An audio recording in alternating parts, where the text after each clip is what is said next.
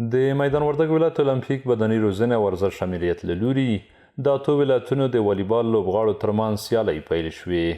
د یاد امریت مسؤلین وایي دا سیالۍ د څلور دېرشو لوبډلو ترمنځ د ځوانانو د یووالي، اتحاد، تجربو زیاتوالي په موخه په لاره اچول شوي دي. نننۍ لوبې میدان وردګ ولایت مرکز میدان ښار سرمنپال سالي لیسه کې د څلور دېرشو لوبډلو ترمنځ پیل شوې چې په دغه لوبډلو کې تقریبا د هېواد په سطحه باندې د اوو اتو ولایتونو لوبغاړي په دغه سیالۍ کې برخه اخلي او چې اوه ورځې به دوام وکړي. نوموړې سیالۍ د ځواک میدان ښار په کوربتوب ترسره کیږي چې دا ځل یې څلورم پړاو سیالۍ دي. د والیبال لوبغاړي وایي دا سیالۍ ورته د نورو لوبغاړو او ځوانانو سره د اړیکو پیدا کول او تجربو شریکولو تر ټولو ښه موقع وي. زیاتوي چې د اسلامي امارات په راتګ سره ورته پاملرنه زیاته شوې ده.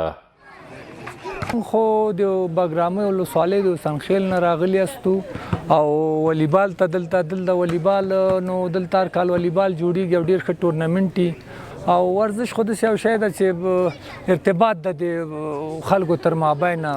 زه مثلا د یو کلي والیبالر نه پیژنم دغلته وینم زموږ او د دوی انډیوالي کیږي، ملګرتیا شناخت کیږي. دا ډېر یو ښه شی ده. ورزش عموما کې والیبال ته نه نور ټول ورزشونه تنه د ځوانانو نه د کلي د ولایت د وطن د ټول افغانستان لپاره دا ډېر مهمه ده ځکه دا ټورنمنټونه ډېر د ځوانانو لپاره د تشویق لپاره جوړیږي. نو همدې لپاره هم دا د ځوانانو د مشرانو د کشرانو د ټول لپاره د یووالي لامل ډېر ګرځي. الحمدلله اوس امارات راغلی ده او ډېر امنیت راغلی ده. موږ دلته راځو تنه د ځای ته نه نورو ولایتو ته کابل ننګرهار ته کونړ ته دې سیمو ته ځو او ډېر ښایسته امنیت برقراره ده. د میدان وردګ ولایت المپیک بدني روزنه ورزش امریت مسؤلین وایي د ځوانانو د لا هڅونې او ورزش زمینې برابرولو په موخه په بېلابېلو وختونو کې ورته سیالۍ په لاره اچوي.